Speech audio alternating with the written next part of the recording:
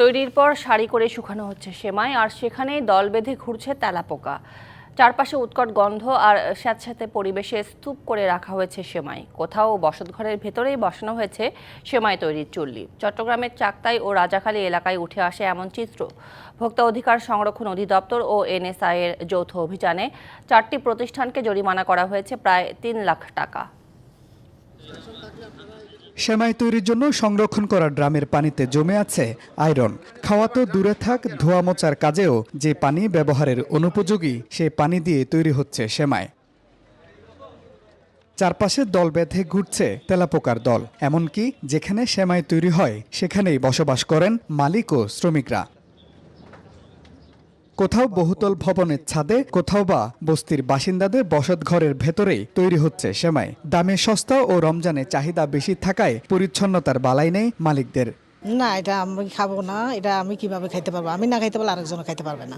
তাহলে এটা যে বানাচ্ছেন মানুষকে খাওয়ানোর জন্য, এটা এখন ভুল হয়েছে আর সামনের দিকে ব্যবসা করলে আর ভুল হবে না। আর আমরা ত্রুটিগুলো মেনে নিছি, কারণ আমাদের কিছুটা ত্রুটি আছে, নাই বলতে পারবো না। যেহেতু ত্রুটি আছে বলে জরিমানাটা আমরা খাইছি, নাহলে খাইতাম না।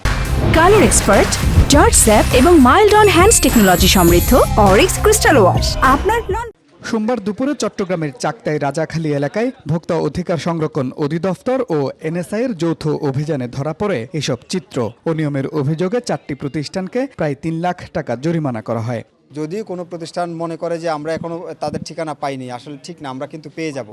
আমরা অবশ্যই তাদের সম্পর্কে তথ্য পাবো, আমরা সেখানে যাব এবং আমরা এই আইনগত ব্যবস্থা গ্রহণ করব। তার আগেই যেন তারা পরিষ্কার পরিচ্ছন্ন করে, জনগণ যেন নিরাপদ খাদ্য পায় আর নিরাপদ পণ্য পায়, জনগণ যেন প্রতারিত না হয়, সেইটা নিশ্চিত করা হচ্ছে আমাদের দায়িত্ব।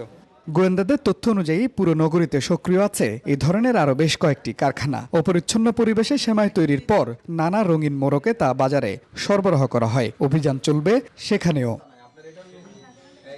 Mujibul Haque, DBC news, Chittagong.